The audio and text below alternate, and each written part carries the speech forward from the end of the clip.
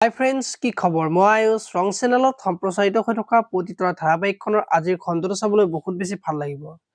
কিয়নো যোৱাটো খণ্ডত প্ৰজ্ঞাক ফোন কৰিছিল আৰু অনুই ঘৰৰ পৰা ওলাই গৈ যে মন্দিৰত বিয়া পাতিলে সেই সকলোবোৰ কথা প্ৰজ্ঞাক কৈছিল। আৰু তেতিয়া প্ৰজ্ঞাই মাকৰ আগত অনুৰ বিয়াৰ কথাখিনি কৈছিল আৰু তেতিয়া মাক আচৰিত হৈ পৰা দেখিবলৈ পাইছিল। আজিৰ খণ্ডটোত প্ৰজ্ঞাই মাকৰ আগত তই বাক বহুত বেছি ভাল বুলি ভাবি আছিল নহয়, এতিয়া এইটো সময়ত তাই এনেকুৱা এটা কাম কিয় কৰিলে সেইটোহে ভাবি পোৱা নাই। ঘৰখনৰ কথা এবাৰ নাভাবিলে বুলি মাকক প্ৰজ্ঞাই কথা শুনাই থকা দেখিবলৈ পাব। এতিয়া বাৰু মাকে অনুক বেয়া পাবলৈ ল'ব নেকি, দেখিবলৈ পাব আজিৰ খণ্ডটোত।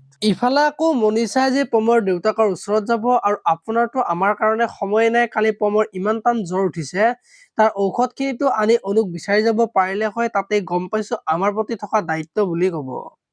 আৰু আমি আৰু ইয়াত নাথাকো, ভাড়াঘৰত থাকিম বুলি দেউতাকক কোৱা দেখিবলৈ পাব। আনফালে অনুৱে যি দেউতাকক ভয় ভয় কৰি চাহ দিবলৈ যাব আৰু তেতিয়া দেউতাকে অনুৰ মুখৰ ফালে চাব।